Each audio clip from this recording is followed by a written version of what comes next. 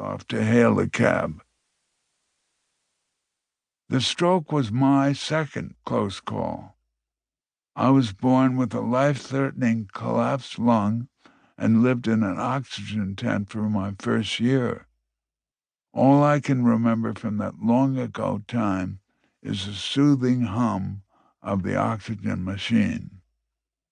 70 years later, in 2013, my lungs betrayed me again.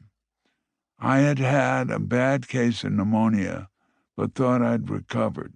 Virginia and I went to the theater and out to dinner. I felt okay until, in a taxi on the way home, I had a crushing pain in my chest. This was not indigestion. The pain persisted, then increased. At 2 a.m, Virginia took me to the emergency room at New York Presbyterian Weill Cornell Medical Center, a place I would come to know altogether too well.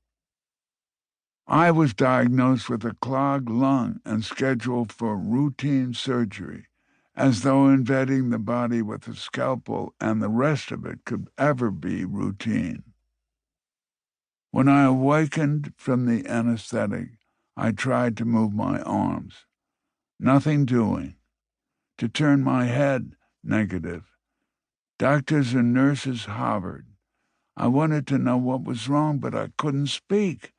One of the doctors leaned over and told me that I had had a stroke and was being transferred to the intensive care unit. I had no idea what he was talking about. 2 months in the hospital, and I was finally released and returned home.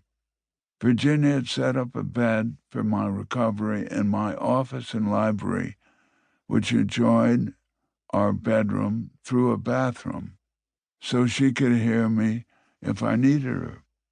The room was crammed with books and photographs of my mother, who died when I was 6 days old, and my father, Eddy Duchin, the celebrated bandleader, who became an instant star at the fabulous Central Park Casino in 1932.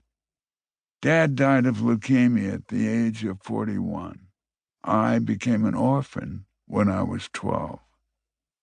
I like to imagine that if my father hadn't died so young, the Eddy Duchin Orchestra might have been playing at the Waldorf Starlight Roof just as I was starting my career as the bandleader and pianist at the St. Regis Hotel chic maisonette.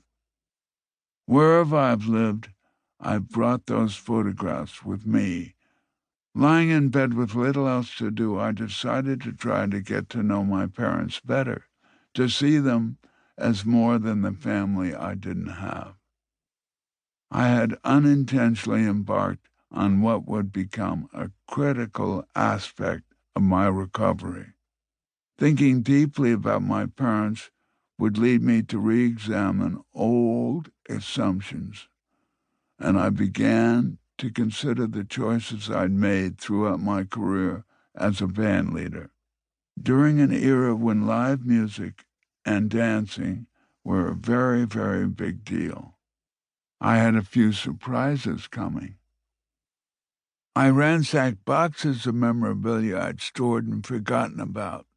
Record albums, more photographs, private letters, newspaper and magazine clips. I even found a once-upon-a-time story written long after the event, describing my mother's great-aunt Tessie Oelrichs' 1904 white ball in Newport, the party of the season. In those days, band leaders were almost never mentioned in the articles that enumerated every other detail of those Gilded Age events, down to the quantity of the flowers, the exotic lands they came from, and the livery of the footmen.